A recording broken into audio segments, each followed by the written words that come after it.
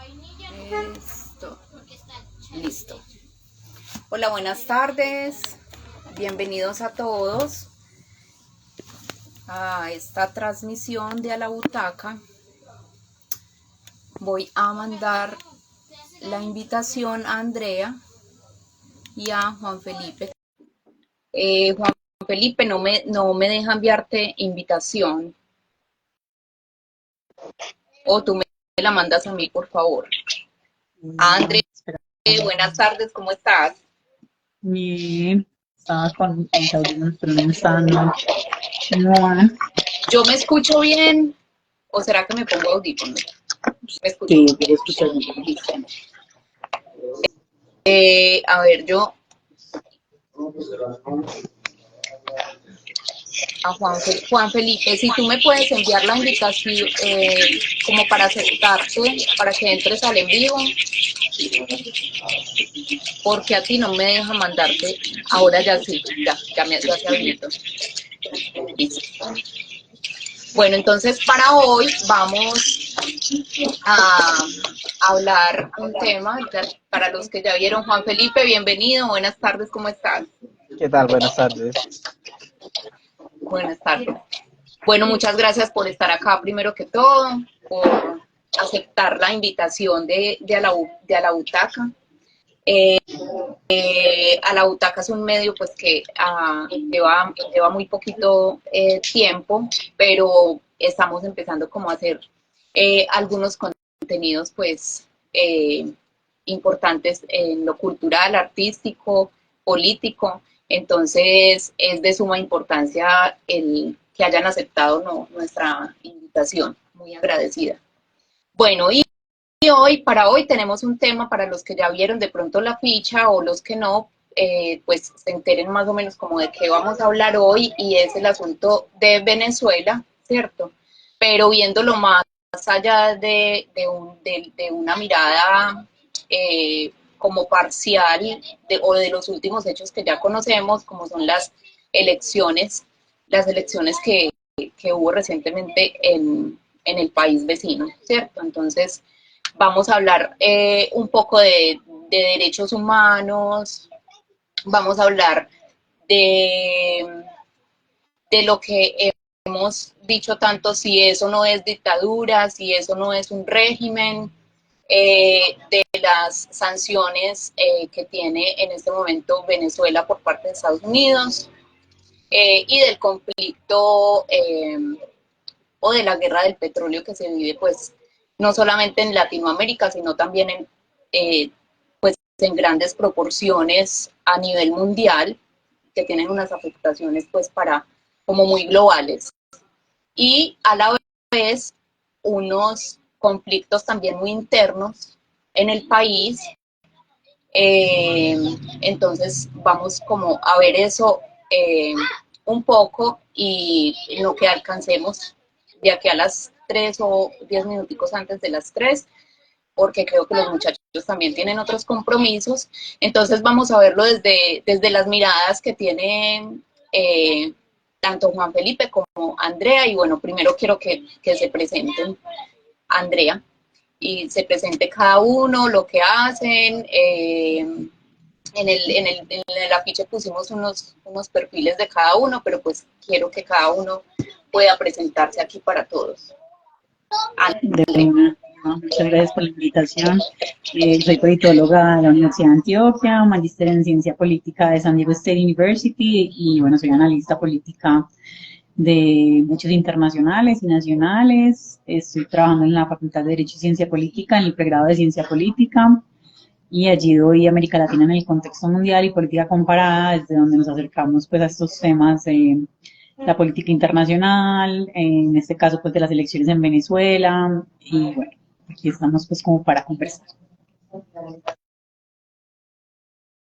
Listo. Muchas Bueno, buenas gracias, tardes para Felipe, todos. adelante. Buenas tardes para todos. Mi nombre es Juan Felipe Rojas. Yo soy asesor legislativo, trabajo en el Congreso de la República. Soy cucuteño con familia venezolana. Llevo más de un poco 5 años o 6 años viviendo aquí en Bogotá, pero con familia ampliadamente familia venezolana.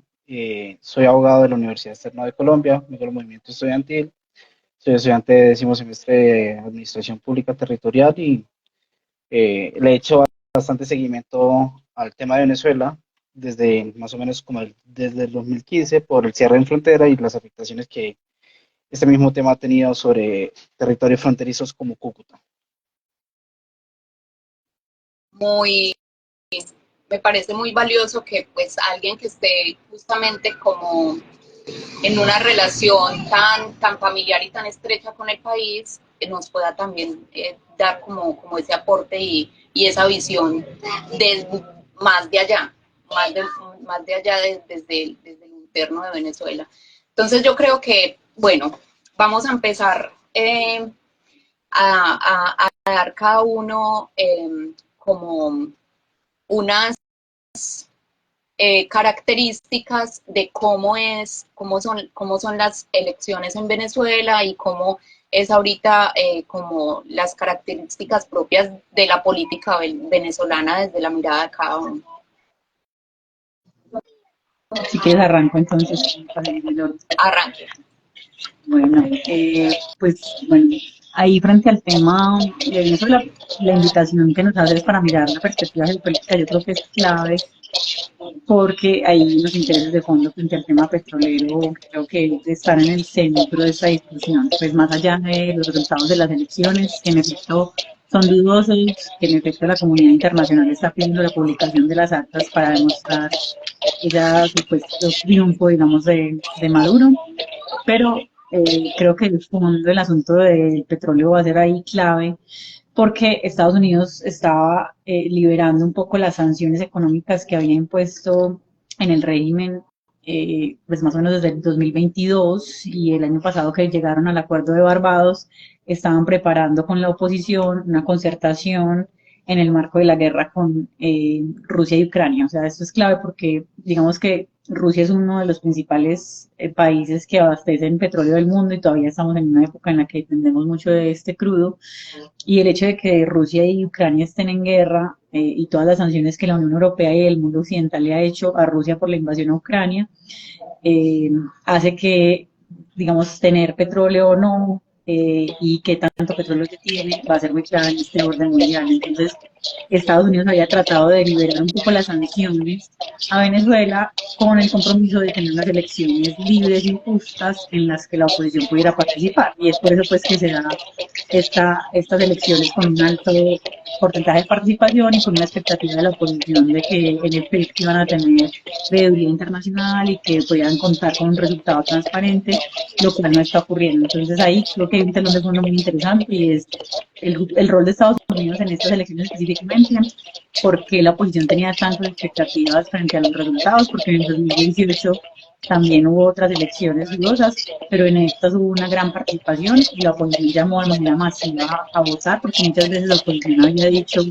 al público venezolano que se abstuviera de votar.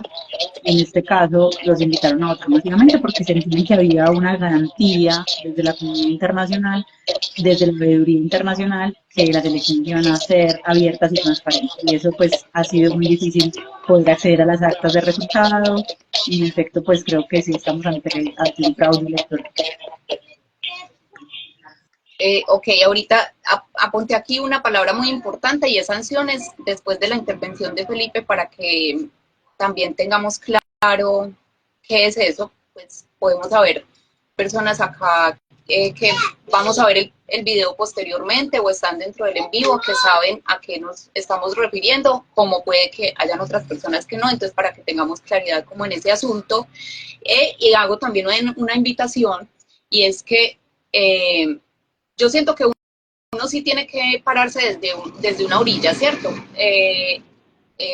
Ideológica, de alguna forma los medios o los partidos políticos tienen que pararse desde una línea, pero me parece muy importante que entonces uno no termina siendo imparcial, porque la imparcialidad entonces ya empieza a rayar como a vulnerar ciertos derechos, o de un lado o del otro.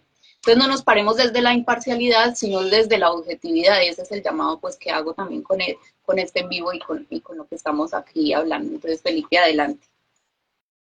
Sí, yo creo que las elecciones de Venezuela se deben analizar desde el contexto social, político, económico y de relaciones internacionales que ha tenido el país desde hace mucho, ¿sí? Es muy importante entender el proyecto de Chávez y cómo es este recibido por Nicolás Maduro.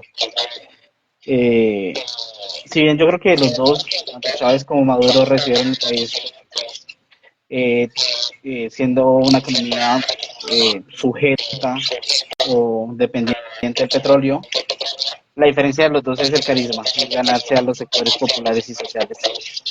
Y por lo mismo, por ende, que estas últimas elecciones de Venezuela hayan tenido un auge grande en participación y de percepción de esperanza por parte de los venezolanos dentro del territorio y fuera del territorio, ¿sí?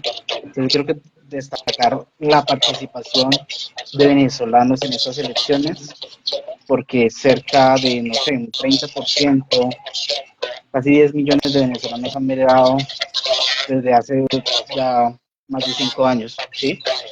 Entonces, y esto sumado también a la crisis o a la fluctuación del valor del barril de petróleo, ¿sí? Chávez recibe, o durante su mandato, tuvo grandes picos del valor del petróleo y por el mismo pudo cumplir varios proyectos sociales, fortalecer la cobertura, no sé, en servicios públicos, apostarle a grandes desarrollos. Sin embargo, Venezuela como país extractivista sufre el mal holandés y es dedicarse solo a una industria que le da réditos, sí, al ser el país con mayores reservas, pero descuida otros sectores económicos y a partir de eso pierde su soberanía, por ejemplo, alimentaria, ¿sí? Entonces yo creo que estas elecciones de Venezuela representaban una gran esperanza, sin embargo, como cucuteño, yo ya sabía que iban a pasar dos cosas. En las dos situaciones, en mi percepción, en voto limpio, contando 1-1, iba a ganar la oposición. Sin embargo, Maduro podía hacer dos cosas: robarse las elecciones o reconocer los resultados y apartarse del poder. Sin embargo, pues, o sea, estaba muy cantado. O sea, yo creo que las personas, mis familiares de Venezuela, en Caracas, en el estado Táchira, más que todo, decían como que, listo, vamos, participamos, votamos, pero no estaban muy a la expectativa. Sí, y inclusive el estado Táchira siempre ha sido como una piedra en el zapato para todo el proyecto chavista, que es el estado fronterizo con Norte de Santander. Eh, Inclusive ahí en las elecciones como territoriales siempre han ganado eh, otros sectores, sin embargo, que no son oficialistas, sin embargo, ya era un resultado por esperarse. La cuestión ahorita es cuál va a ser el papel del pueblo o cuál va a ser la situación o la labor, la lucha que va a dar la oposición. ¿Por qué? Pues porque no es la primera vez que la oposición pierde unas elecciones. ¿Era la vez que más esperanza había? De pronto sí, pero con Capriles y con otros opositores también existía como esa esperanza, ¿sí? Sin embargo, lo que queda de cara aquí es revisar cuál va a ser esa agencia internacional que se va a hacer en torno a estas elecciones y cuál va a ser el papel de los mandatarios y de los países frente al reconocimiento o no reconocimiento de estos resultados. Ok, listo. Entonces, hay muchos temas, ¿cierto? Como para poder tener una visión de lo que pasa y del contexto que es bien complejo. Entonces vamos a tratar como de definir ciertos conceptos muy importantes. Entonces, yo pienso que entender también qué es o qué ha sido el chavismo, ¿cierto? Si Maduro se mantuvo, supo mantenerse o no dentro de ese chavismo y esos principios propuestos por Chávez, o si en algún punto se desvió. Entonces, quiero que los dos pues me den su punto de vista acerca de esto. Primero, entonces, vamos a definir eso como qué ha sido el chavismo, si se ha mantenido por parte de Maduro y qué hace que a muchos terminemos concluyendo que es una dictadura y que es un régimen que no se daba en la época de Chávez. Dale, yo, eso te iba a decir que el retorno estaba muy fuerte cuando tenías el micrófono activado, entonces sí es mejor que lo desactives. Bueno, pues ahí no soy experta en chavismo, pero puedo contar un poco como la importancia que significó por lo menos Chávez para el proyecto latinoamericano, y es que él abre lo que en ciencia política se conoce como la marea rosada o los socialismos del siglo XXI, que es muy importante para la configuración latinoamericana, y es que hay un giro a la izquierda en América Latina. Él es digamos, la primera voz de ese giro a la izquierda. Él trató de hacer un golpe de Estado en 1992, fue encarcelado, ganó mucha popularidad, él es era un comandante del ejército, después le gana unas elecciones, digamos, a voto limpio, como dicen ahora, en 1998, y se queda en el poder hasta el 2013, que son 15 años con altos índices de favorabilidad. Ya pues el compañero mencionaba de una política social muy fuerte, una inversión muy grande frente a los temas de la desigualdad, números claves sobre reducción de desigualdad y redistribución del gasto público, y en ese sentido pues mantenía a la población contenta frente a las necesidades básicas insatisfechas en un contexto de desigualdad. Entonces creo que es muy importante esto, o sea, la apuesta por redistribuir la riqueza, por atacar inclusive la corrupción que estaba dentro del gobierno, inclusive antes de él, porque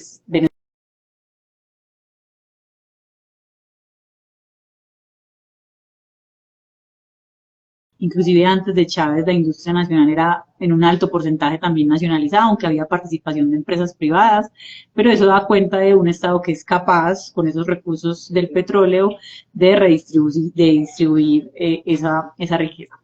Ahí lo que ocurre con los estados rentistas, que también en ciencia política lo trabajamos mucho, es que cuando un estado es un estado que tiene las rentas de materias primas y de rentas tan, digamos, grandes como el petróleo, no necesita cobrar impuestos.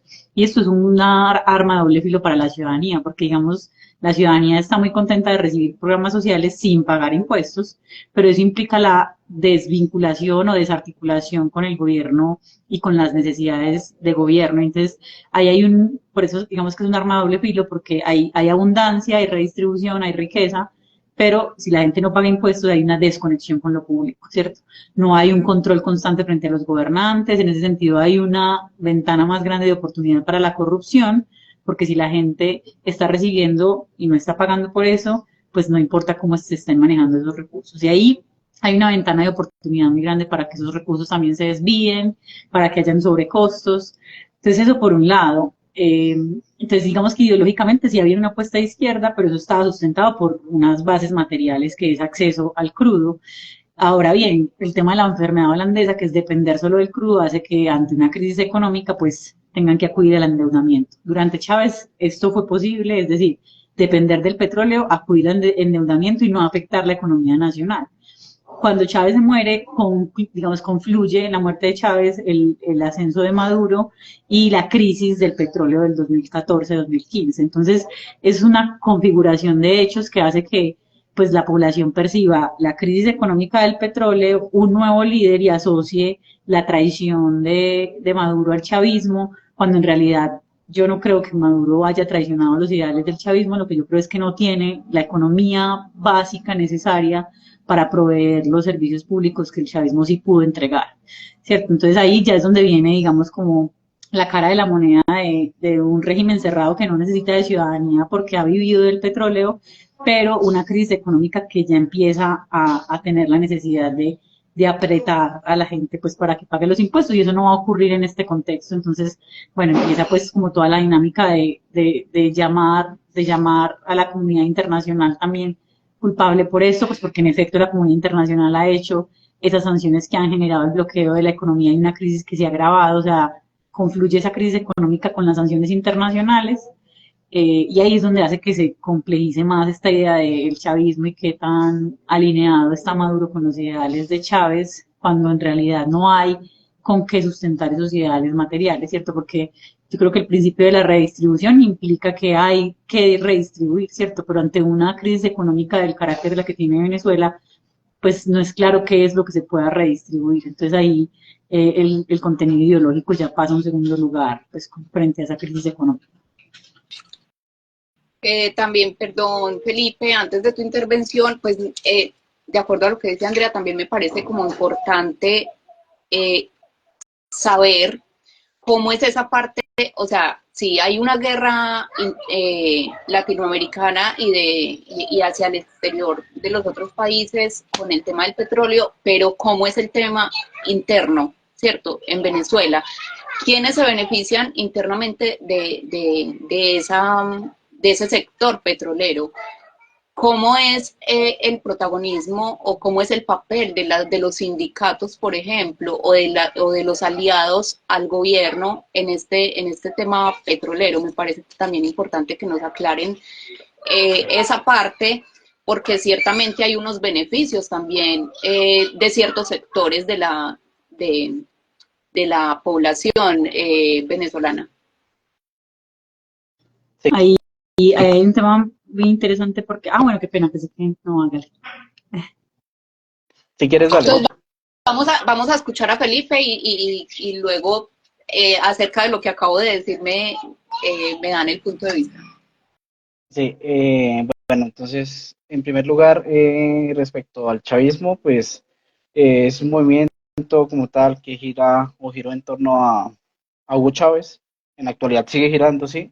Sin embargo, yo creo que yo sí me atrevo a ser un poco más como puntual al decir que Nicolás Maduro no representa los ideales del chavismo, ¿sí? O sea, como una persona de centro izquierda y como una persona muy cercana a, a personas que actualmente viven en Venezuela, me atrevo a decir que ha traicionado esos ideales, ¿sí? Sin decir que las condiciones económicas del país le ayudaron mucho a Hugo Chávez, es decir, le ayudaron a proliferar y a consolidar ese proyecto que lo tuvo casi 15 años dentro del poder, ¿sí? El valor del barril del petróleo le ayudó a consolidar su política social. Y es que Hugo Chávez ya en su última reelección, ya casi el periodo de su muerte, él se centró en dos cosas. O bueno, no nada más, mayoritariamente dieron su relación internacional y a partir de la declaratoria de Estados Unidos frente a Venezuela como parte del eje del mar y a partir de la campaña también de Venezuela junto con otros países en contra de Estados Unidos, pues esto siempre generó como una política del enemigo, ¿sí? Entonces, se empezaron a buscar los responsables de ciertas problemáticas en países extranjeros, ¿sí?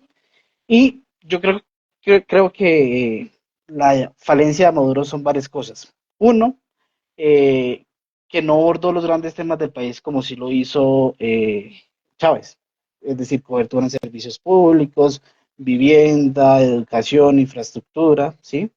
También el tema del petróleo, el valor del petróleo y la fluctuación del mismo con la crisis que ya mencionaba Andrea del 2014-2015, que en eso sí le da yo la razón, y es que seguramente con un mayor o un valor consolidado del barril del petróleo, Nicolás Maduro pudo haber hecho mayores cosas o pudo haber consolidado el proyecto de Chávez, sin embargo, con el valor que actualmente tiene no lo ha hecho.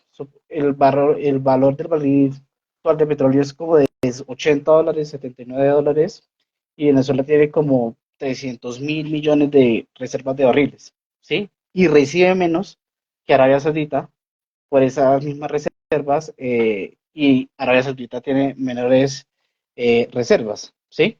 Entonces, que también se ve como a temas de sanciones y el poder adquisitivo, sí, claro, es cierto, pero no han sabido utilizarlo. Inclusive, siendo Venezuela un país dependiente de la extracción de petróleo, creo importante resaltar que la industria petrolera ha sido también dejada. Y las personas que han llegado al manejo de estas industrias no han sido cualificadas.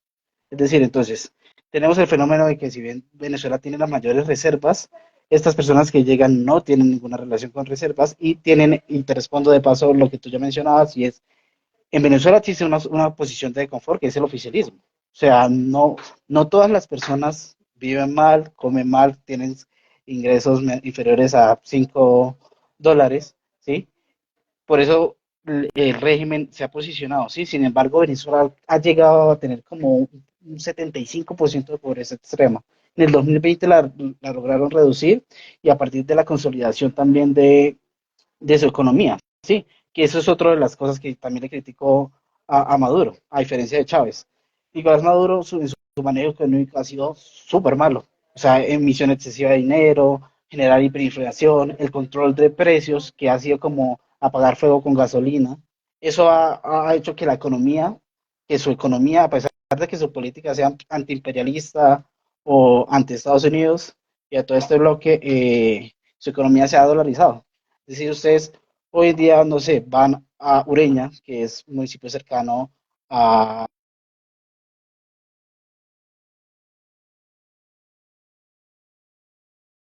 inclusive, o sea, ya ni siquiera reciben pesos, ya solo se maneja dólar. Su economía ha estado dolarizada, entonces es una ironía por parte de este régimen.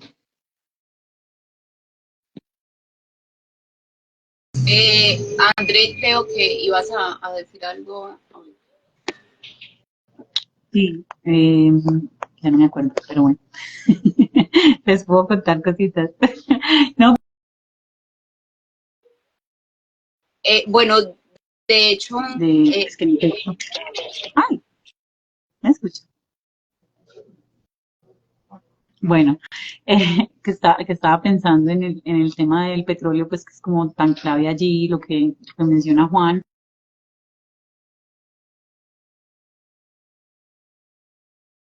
como una especie de círculo vicioso, pues como para el caso venezolano, y es que Chávez hace una transición de gobiernos históricamente oligárquicos y de derechas que beneficiaban a una clase específica que tenía alianza con Estados Unidos,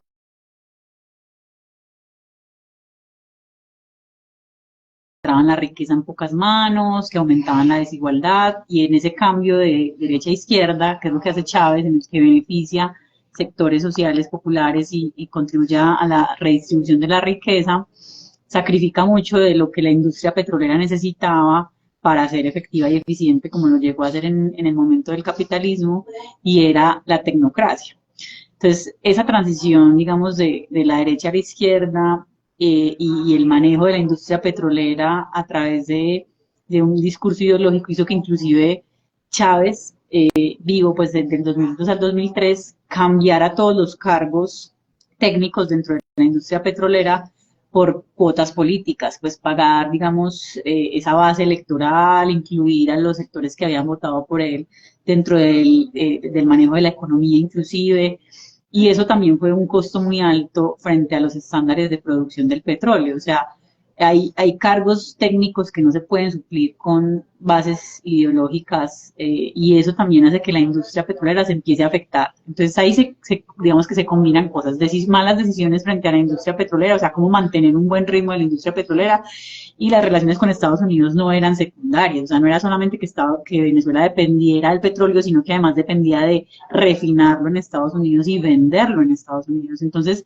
cuando Estados Unidos empieza a alejar de Venezuela, pues por las posiciones ideológicas de Chávez en contra del imperialismo y con una política de Bush, pues claramente muy de derecha y muy reaccionaria, ahí también eso agudizó la crisis de manera pues muy radical, porque digamos Bush, que fue un representante de una derecha muy nefasta a nivel global, de la invasión a Irak, de toda esta idea de la lucha contra el terrorismo, también se va contra Venezuela. Entonces ahí se combinan las cosas, ¿cierto? Como una industria que no está siendo capaz de procesar su gran, digamos, fuente de fortaleza y de riqueza que es el petróleo, y encima de eso Estados Unidos que no está apoyando para nada, ¿cierto? Entonces, ante esa situación de esos bloqueos económicos, sanciones, la imposibilidad de refinar el crudo en Estados Unidos, pues Venezuela queda maniatada, ¿cierto? Y esa crisis económica va a ser fundamental como para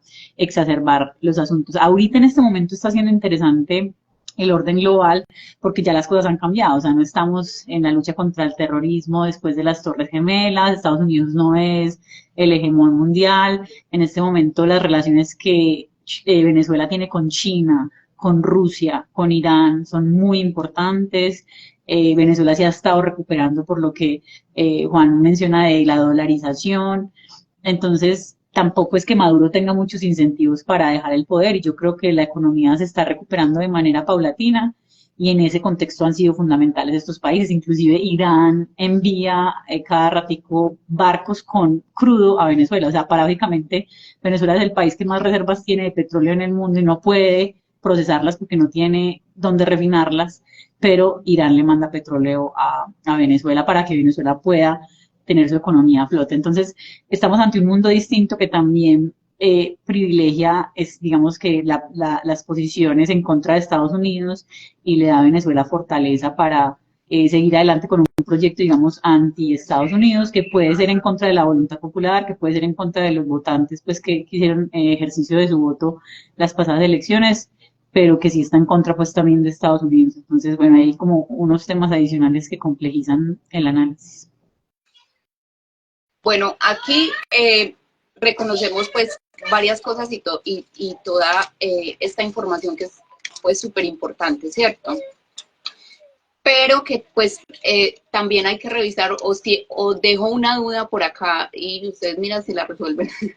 Ciertas personas y ciertos sectores, historiadores incluso, últimamente pues por el boom de Venezuela, dicen que Maduro incluso no es, o sea, no se le puede poner en el lugar de un socialista eh, y, eh, y que pues ni siquiera de izquierda. Entonces, les dejo ahí como la duda. Que sí es importante revisar el tema de las sanciones y todo eso, entendiendo que las sanciones no sé si son permitidas o no por la ONU, pero que si entendemos bien, las sanciones es una forma de presionar, ¿cierto? Es una presión que ejerce un país sobre otro para que cambien ciertas cosas y ciertas dinámicas, ¿cierto? De ese país. En este caso, la duda es por qué esas sanciones se dan en el caso únicamente con Maduro o a partir de ciertos años hacia acá y no se dio con Chávez, por ejemplo, eh, que me parece importante eso también, que revisemos eso, por qué las sanciones y por qué seguimos insistiendo en que el tema de Maduro sí es un régimen, claro, cuando se ha apropiado de ciertas ramas del poder, como lo hace una dictadura y que es militar aparte de eso, ¿cierto? Porque tiene obviamente la Guardia Venezolana, tiene la Guardia Venezolana de su lado, ¿cierto? Entonces es importante como revisar también todas estas cosas como para entender un poco todo el contexto. Sí. Andrea. ¿Quieres como para, O Felipe, sí, sigue Felipe. sí, como para intercalar? Sí, al respecto de las sanciones, como tú ya lo mencionabas, cuando estuvo Chávez había una guerra ideológica, sí, o sea, de bandos, de ejes, una ideología pura y dura, sí. Sin embargo, con el mismo se presenta un fenómeno de el auge de la corrupción, no consolidación, pero sí un auge de corrupción y de ciertos grupos armados que en este contexto juegan un gran papel.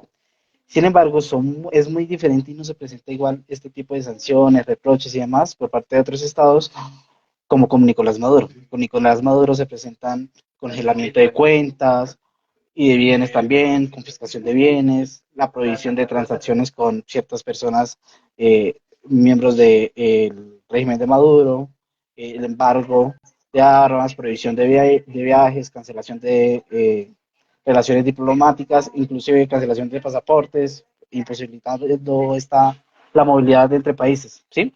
Yo creo que esto se debe a, uno, pues las situaciones de violaciones de derechos humanos en Venezuela que no se pueden desconocer, ¿sí? Por muy de izquierda a derecha, y aquí te respondo de paso lo que tú mencionabas.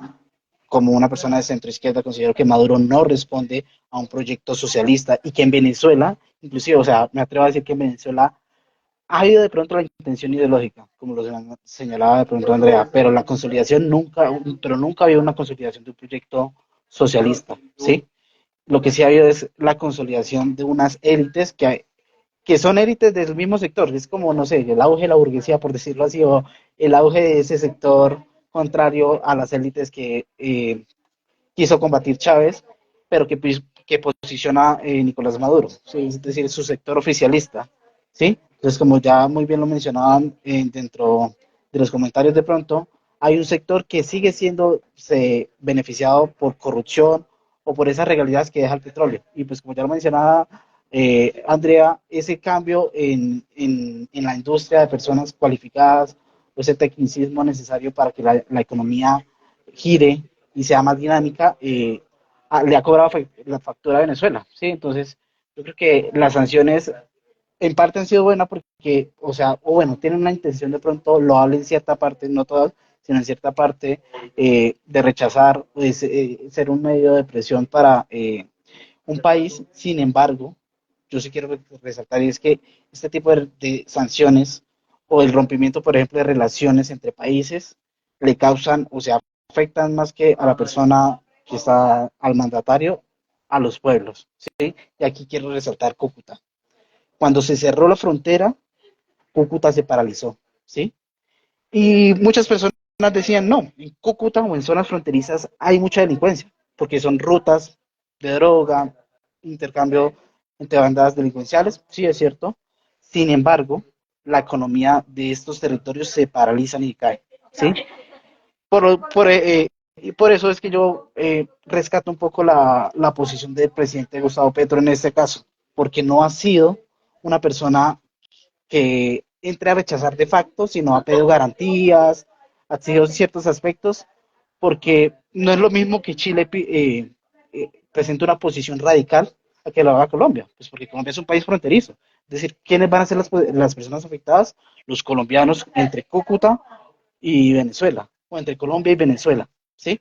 Entonces yo sí creo que este tipo de sanciones tienen que ser bien pensadas. Por ejemplo, la decisión de la derecha colombiana de cerrar relaciones o separar Venezuela de Colombia desconoce la realidad del país, que Cúcuta no es un territorio ni muy colombiano, pero tampoco ni muy venezolano, es un territorio de frontera, intermedio, que se nutre de relaciones culturales, sociales, económicas entre ambos territorios. Y que, por ejemplo, la lucha contra el conflicto armado y cada una de estas conductas delictivas no se puede dar a partir del cierre o la terminación de relaciones diplomáticas entre ambos países, sino la lucha de cada una de estas problemáticas se tiene que dar a partir de la cooperación, ¿sí? Y esto es una cosa que yo le critico mucho al actual gobierno local de Cúcuta y del norte de Santander, su relación con el gobierno cercano, y es que en Cúcuta es uno de los municipios con alta tasa de asesinatos en lo que va del 2024, en el 2023 fueron casi un asesinato por día. Sin embargo, no se han sentado a hablar con el gobierno venezolano para crear una estrategia, ¿sí? Porque de nada sirve crear una estrategia muy fuerte en Colombia si las bandas criminales operan o se van por un tema de competencias o de jurisdicciones al país vecino, o lo mismo en Venezuela, que hayan bandas y que crucen la frontera para resguardarse en Colombia.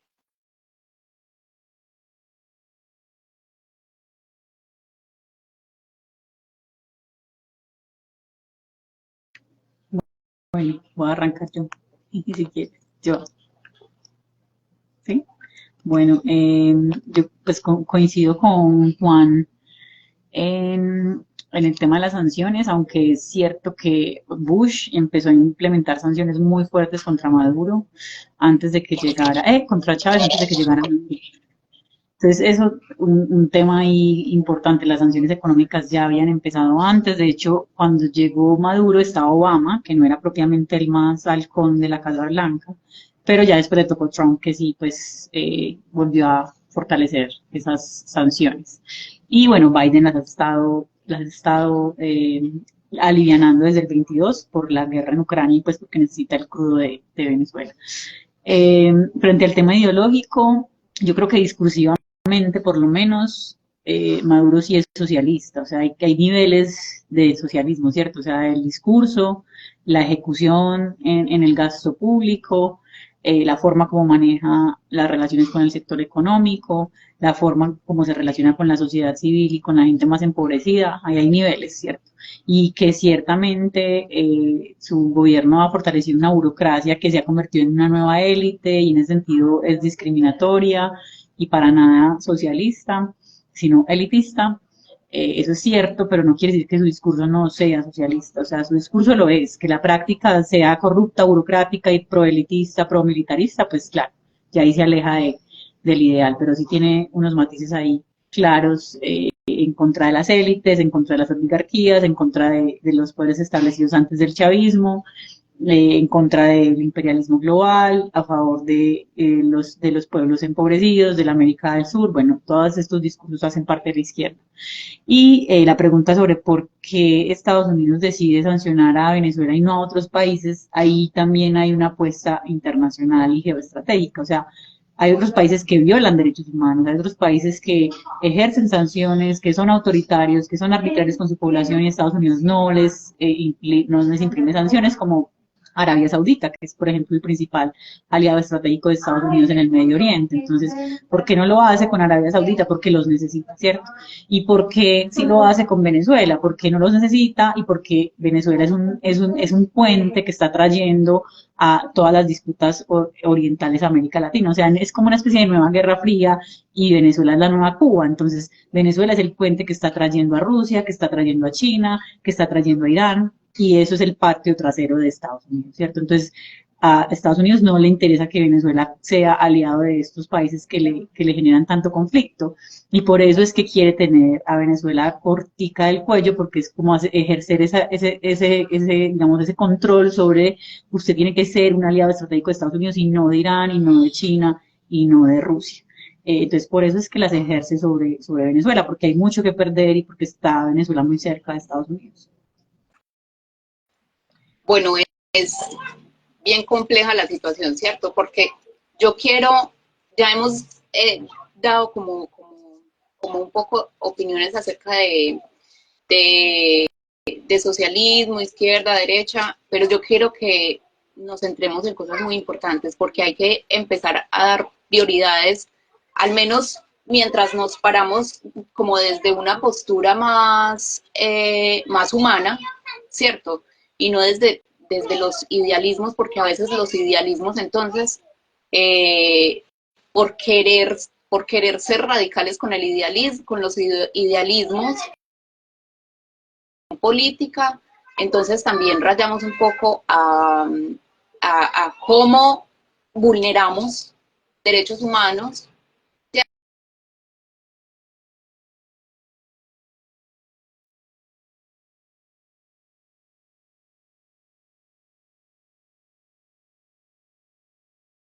Que quiere mantener su independencia económica y no venderse a las élites y no venderse a, la, a los gringos, también es importante revisar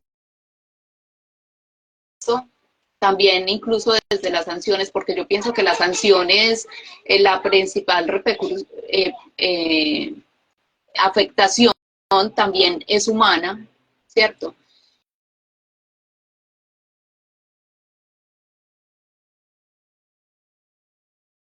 Como lo que hemos vivido o hemos visto últimamente, y es la vulneración al pueblo venezolano porque protesta, sea cual sea su posición ideológica o por lo cual estén protestando. Hay un sector, y claramente ya lo hemos visto, que hay un sector que se está movilizando en contra del gobierno de Maduro. Entonces, también revisemos un poquito ese tema de derechos humanos, cómo se está dando ahora, cómo es importante también que si denunciamos unas cosas y si denunciamos unas sanciones y unas posiciones ideológicas, también es importante que denunciemos esa parte que es más importante. Somos más importantes las personas y el pueblo. Entonces, quiero que hablemos un poquito de ese contexto de derechos humanos.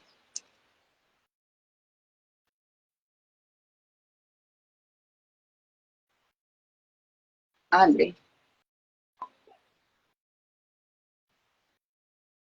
Yo acabé de hablar, Juan no iba. Iba Juan. Ok.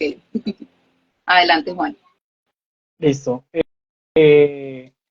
Sí, al respecto al tema de las violaciones de derechos humanos, nos tiene ahorita en Colombia con un fenómeno bastante interesante y es ver a la derecha promoviendo golpes de Estado, protestas, ¿sí? Validando la acción directa y también nos tiene a la izquierda como justificando de pronto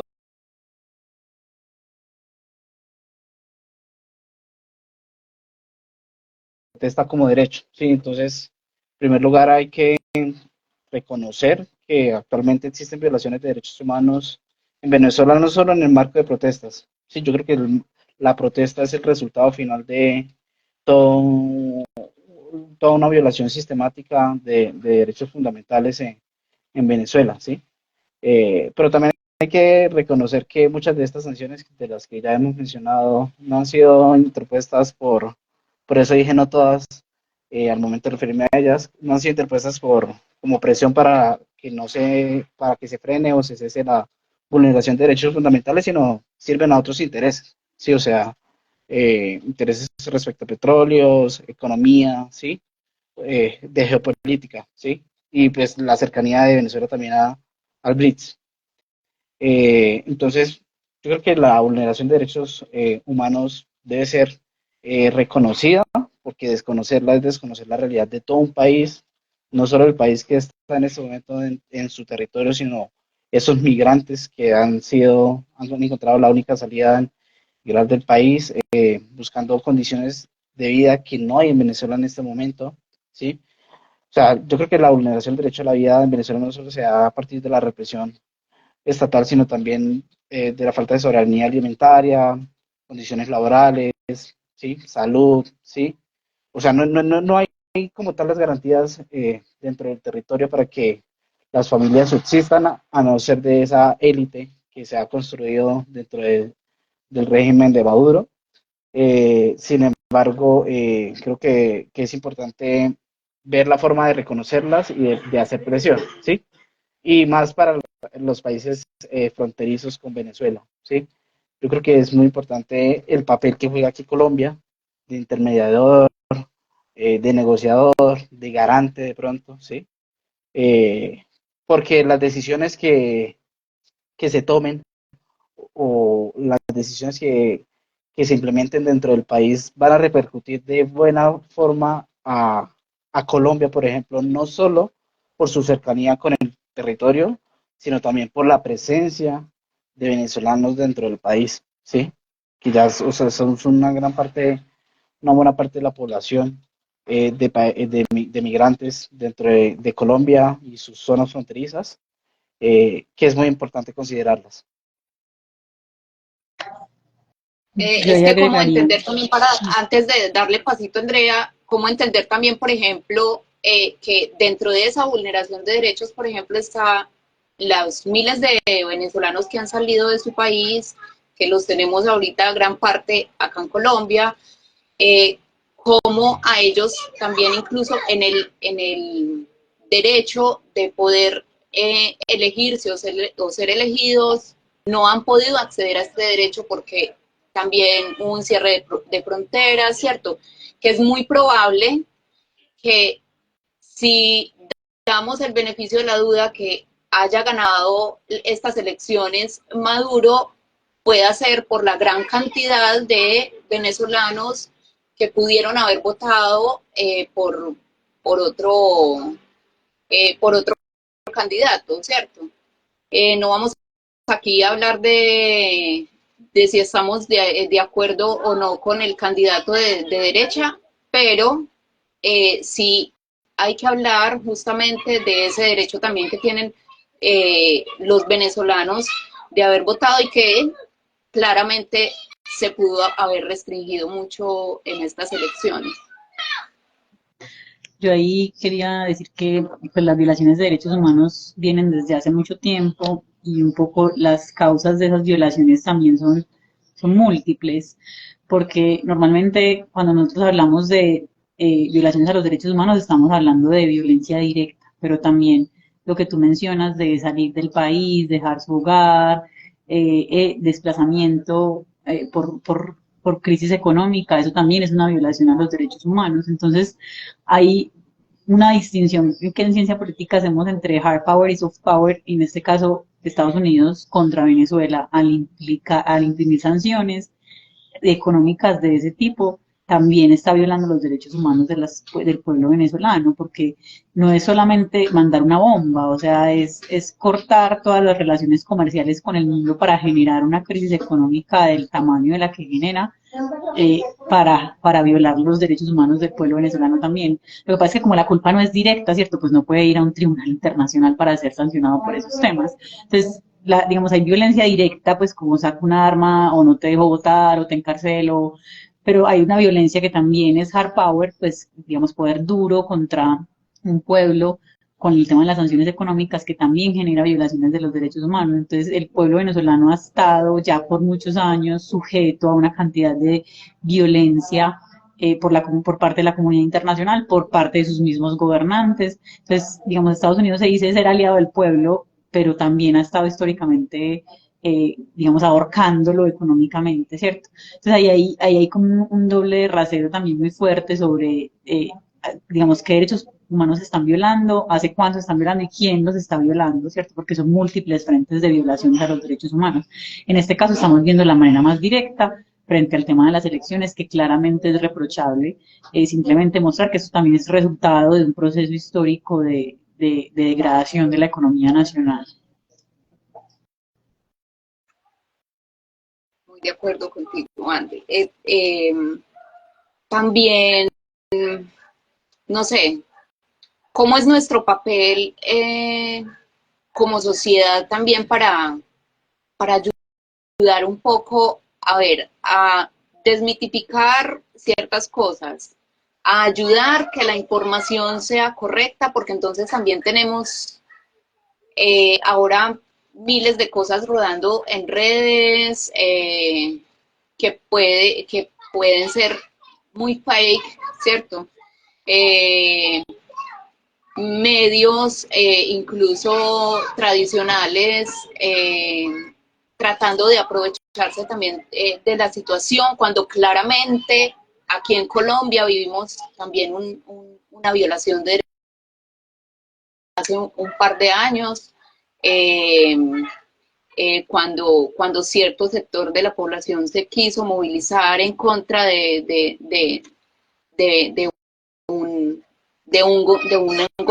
un gobierno. Entonces, como también nuestro papel líderes sociales que a veces proponemos una comunicación y una prensa libre, pero que sea veraz, eh, y que también denunciamos cierta clase política que se ha querido posicionar, denuncian violaciones de derechos humanos en Venezuela.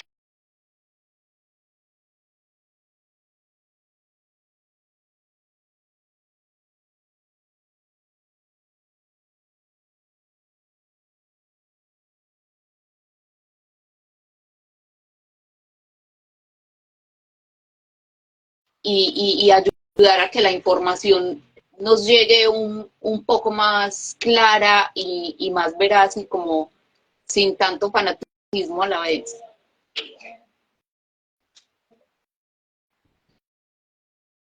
Andrés, sigues. O seguía No, Juan Felipe, Juan, perdón. sigue Juan, sigue Juan. Listo, sí.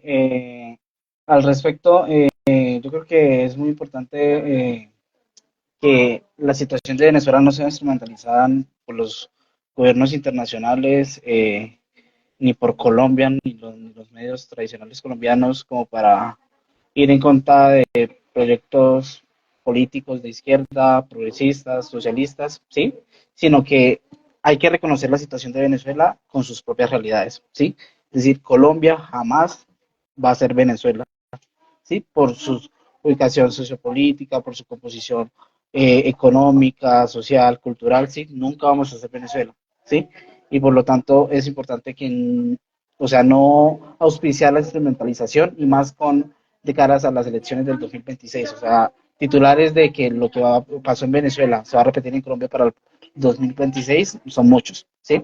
Sin embargo, yo creo que es necesario reconocer que nunca seremos Venezuela y que en nuestro país por lo menos existe algo que no existe en Venezuela, que es un sistema real, verdadero, no de papel, de pesos y contrapesos, que ha permitido a la derecha y a la izquierda estar en el poder, ¿sí? Eso en primer lugar. Y en segundo lugar, respecto a los medios, yo creo que es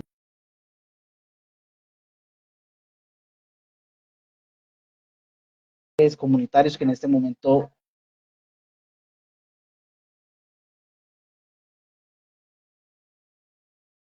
que están cubriendo cada día la realidad sobre el control, la revisión de actas, las presiones, los meetings, o sea, un número de actividades que en este momento se está haciendo en torno a estas elecciones, independientemente del candidato o la candidata. Yo quiero rescatar eso, independientemente de si uno está de acuerdo o no con Edmundo y María Corina, lo que representan sus ideales y demás. Yo creo que lo que uno en este momento como persona razonable debe estar exigiendo son garantías mínimas y la no vulneración de derechos fundamentales dentro del territorio.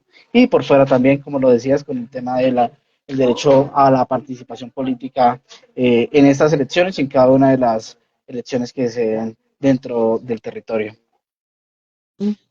Yo diría ahí frente a eso que evidentemente hay unas condiciones estructurales para que la libertad de prensa exista y que en Venezuela están difíciles y es que en efecto exista información alternativa, que no haya un control hegemónico por parte del Estado de los medios de comunicación. Esos son principios liberales que son básicos para hablar pues como de una información de calidad y es que existan diversas fuentes de información, que esas fuentes de información estén proveyendo datos que se puedan contrastar y que la gente pueda expresarse libremente, ¿cierto? Y si eso no existe, o sea, si el Internet, por ejemplo, está restringido, si los medios, si las redes de comunicación están interceptadas, si el presidente dice no usar WhatsApp y empiezan a prohibir el uso de estas redes, pues ahí el mensaje que se está mandando es que no hay ni siquiera la estructura para poder acceder a la información. Entonces, eso es preocupante, claro, y depende de los gobiernos garantizar eso, por lo menos dejar a la sociedad ser, pues ni siquiera se trata de intrometerse, sino dejarla ser, y yo creo que esos son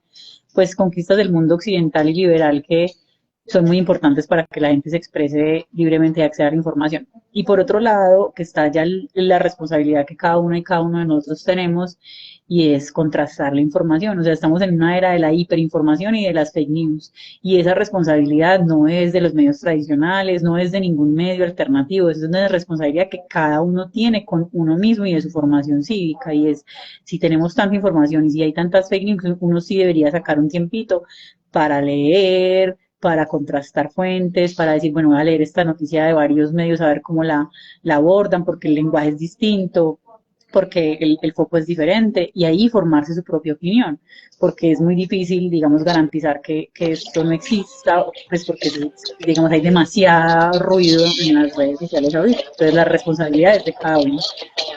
Sí, total, formar como un criterio personal a veces es muy difícil, pero también es muy posible hacerlo, como decía Andrés, desde la responsabilidad con uno mismo, con la familia y con la sociedad de poder informarse bien. Tenemos muchas cosas a la mano para hacerlo y pues es bueno hacerlo más ampliamente y abrir la mente para poder eh, saber qué fuentes y el discernimiento de saber qué fuentes son verídicas o no.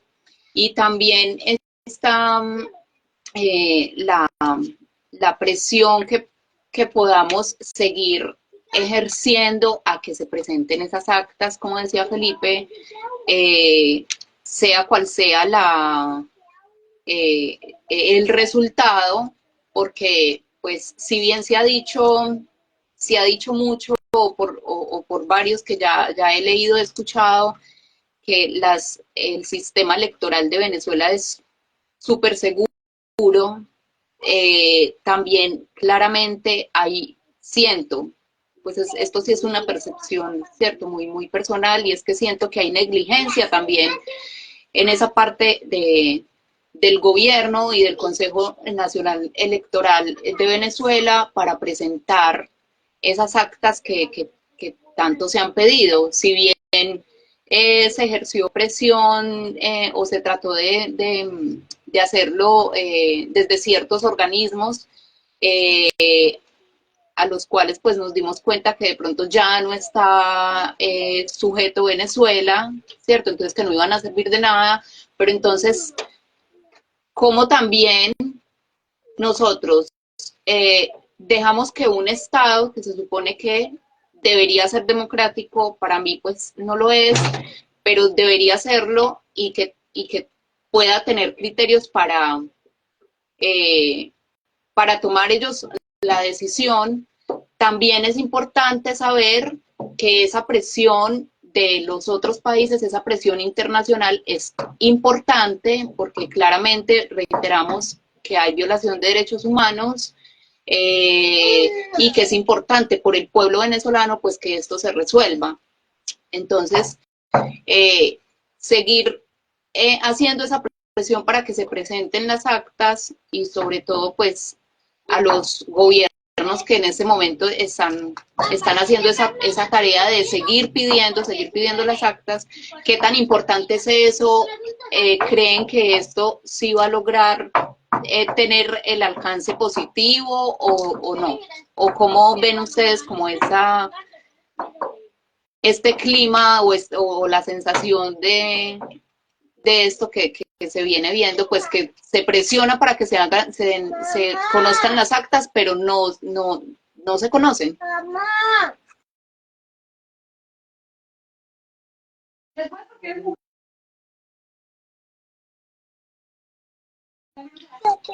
Sí, al respecto yo creo que es importante hacer el ejercicio, sí, o sea, como que haya certeza del resultado, sí, porque en este momento hay muchas personas no presionando porque Maduro salga, sino por lo menos con garantía mínima de un proceso democrático que se sepa el resultado y por ende que haya un verdadero escrutinio de las actas, ¿sí? Y yo creo que la mayoría de países